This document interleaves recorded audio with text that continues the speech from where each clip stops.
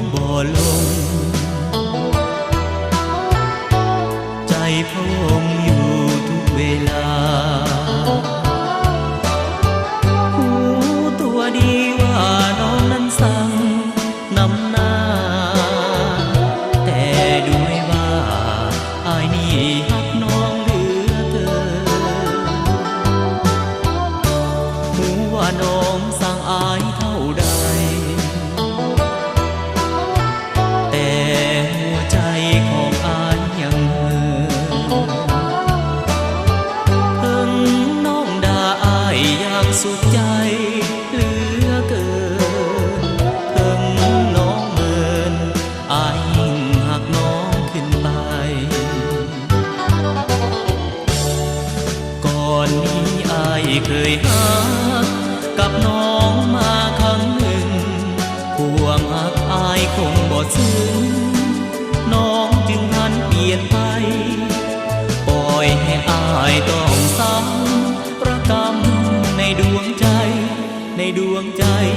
ในดวงใจแต่อายนี้ลืมน้องบ่ลงคงทุกตรงอย่างนี้เรื่อยไปหูตัวดีว่าน้องหมดความสนใจต้องทนอายเพราะอายลืมน้องบ่ลง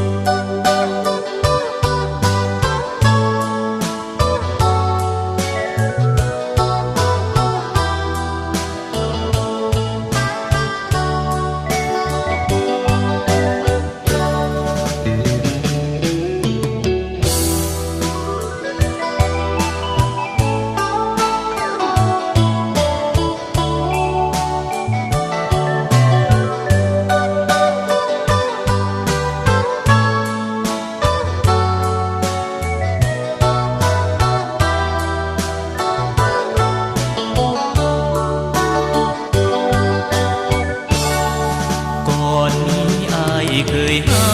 กกับน้องมาครั้งหนึ่งความหักอายคงบ่ซึ้งน้องจึงหันเปลี่ยนไปปล่อยให้อายต้องซ้ำประกำในดวงใจในดวงใจในดวงใจแต่อายนี้ลืมน้องบ่ล